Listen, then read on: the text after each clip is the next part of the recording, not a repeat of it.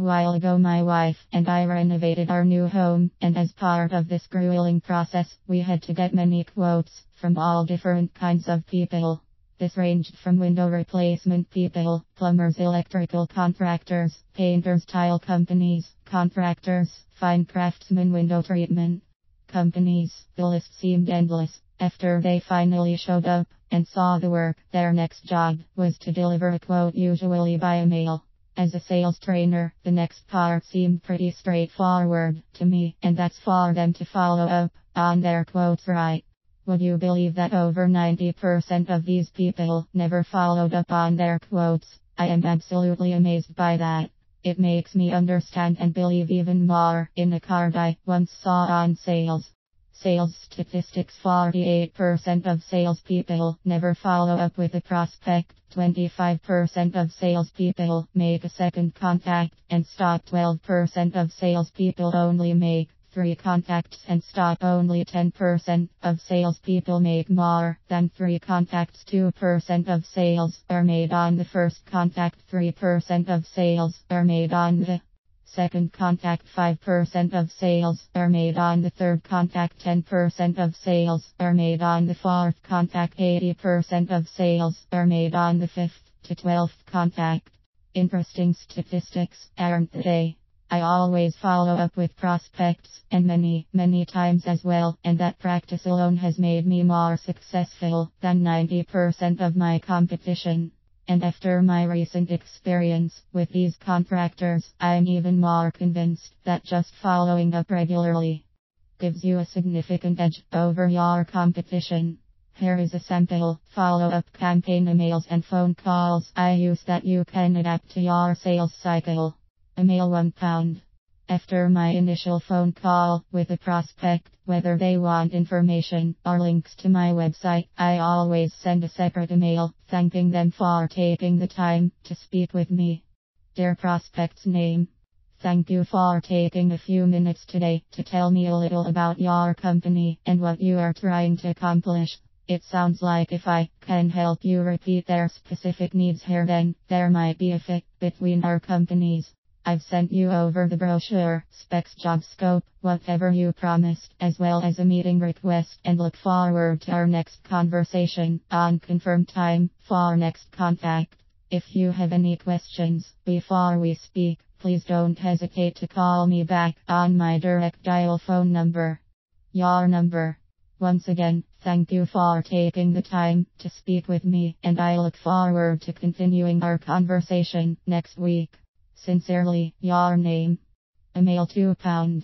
My next contact comes 2 days later. It always includes something that might be of interest to my prospect. Here is a sample email. Dear prospect's name, I was thinking about you and thought you would enjoy seeing/reading the following article. Name of an article: company brochure, white paper, something related to them. I think this is in alignment with what you are trying to accomplish. Let me know if there is anything else I can do to help you. Once again, my direct phone number is your number. Looking forward to speaking with you next day and time of appointment. Sincerely, your name. Email: £3. My next contact comes with a phone call on the date we have scheduled to speak. Next, you did get a specific day and time for your next contact, right? Oftentimes before this I will also send out an automatic meeting reminder as well.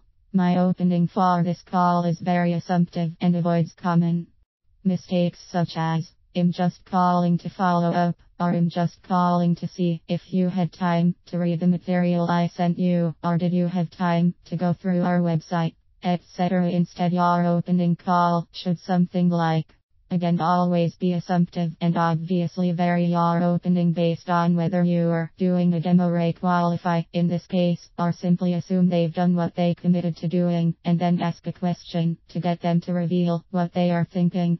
So by this second conversation, I've reached out to my prospect 5 times. The first is the mail with my information. The second is the mail, thanks for taking the time. The third is the meeting request. The fourth is the next email with additional information or an article, and the fifth is the automatic meeting request. Including this follow-up call, I've now reached out to my prospect 6 times, but this is just the start. After my presentation, I get a specific day and time to follow up again, and I will send another email article or white paper in between this. And if my prospect isn't available when I call back, I call them several times a day during the week until we connect, and of course I also send emails. In addition, any prospect in my pipeline also goes into my send out cards campaign, from which they get a physical greeting card from me in the mail each month until they buy. On average, between emails and phone conversations and meeting reminders, my prospects get between 8 to 12 contacts within the first 2 weeks, and then they get a card in the mail each month as well. Lastly, if a prospect goes dark during or after this, I always send them my should I stay or should I go email, which gets me a response over 65% of the time, even when every other method fails to get them to react. Here's what it is. Subject line. Prospect name, should I stay or should I go?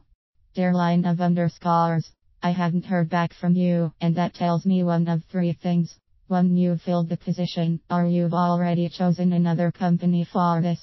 2. You are still interested but haven't had the time to get back to me yet.